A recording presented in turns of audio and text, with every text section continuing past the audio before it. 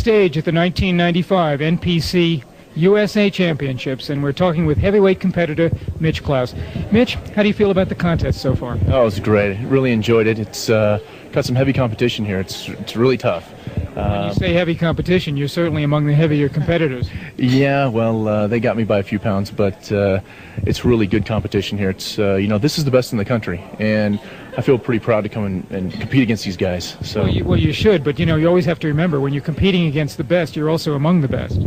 That's true, but sort of a humbling thought, isn't it? Yeah. Now as you think about it, it's oh my, yeah. I guess I am one of the top. What would it be, 20 or 30 in the country now? Exactly. But there's always room for improvement, and it's a joy and a responsibility at the same time. Yes, it is, absolutely.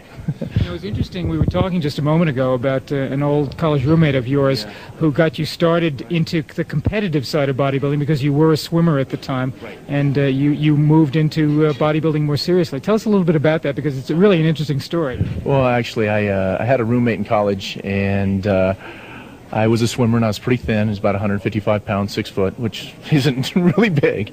And he was a little bit shorter than I was and had just these really nice, gigantic arms and huge shoulders. And I always thought, well, God, he looks so good. And he never did. He never worked out. Never, ever worked out. And all the girls would come over and go, ooh, look at his arms. And that day I was like, well, that's it. I'm going to the gym every day from now on. And I did. I just started going. And, he probably doesn't look the same nowadays, but it was really kind of an inspiration. I don't know, it kicked something into high gear, and it said, it's time to get this thing going. I think they call that a catalyst. It was a catalyst. Before that, it was just kind of a hit and miss. I'd go train a few days, and it'd be like, oh, okay, I trained.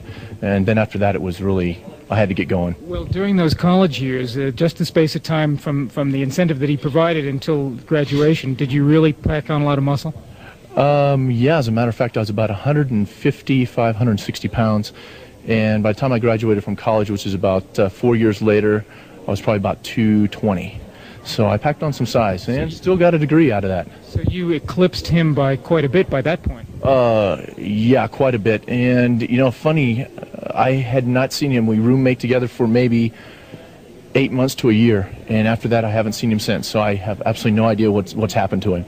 But I'm sure by the time I graduated, I was a lot bigger than he was. Well, you become a celebrity bodybuilder in the interim. Well, that's good too. Maybe you'll look back and go, God, I know that guy, look at that, which would be kind of interesting. There's a lot of people that I wish would see this and go, God, I remember him when.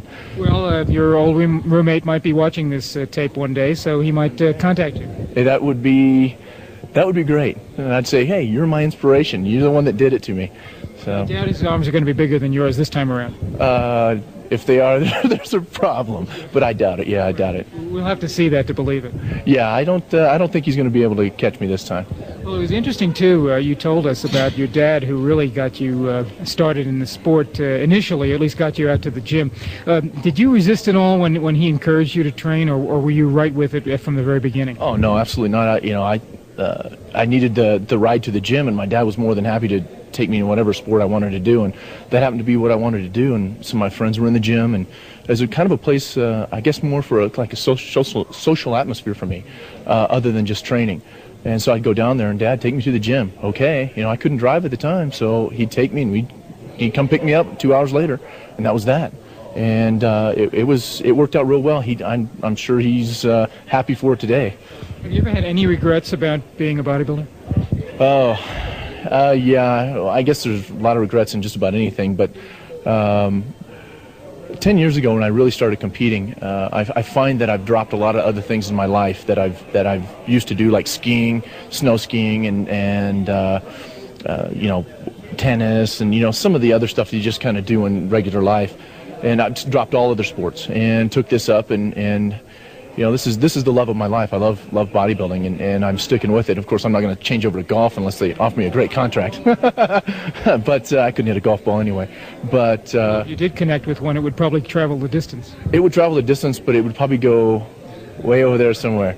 So, but yeah, I really love bodybuilding, and it's something I'm sticking with. So I'm here for the duration. Well, actually, I like to turn pro, of course, like many of these other gentlemen would. But also I realize that I've got to do other things in my life too. Being 32 now, time's going by, and I gave myself about 4 years to get this done. and I think I can probably pull it together in 4 years and turn pro. If it doesn't happen by then, if I can't crack the top 5 or crack the top 2, I'm just going to have to find something else to do and say I've given it my time and put my efforts into some other endeavor, like making money or something. Something like that wouldn't be too bad for old age? No, not at all. You know, maybe I might be able to retire rich.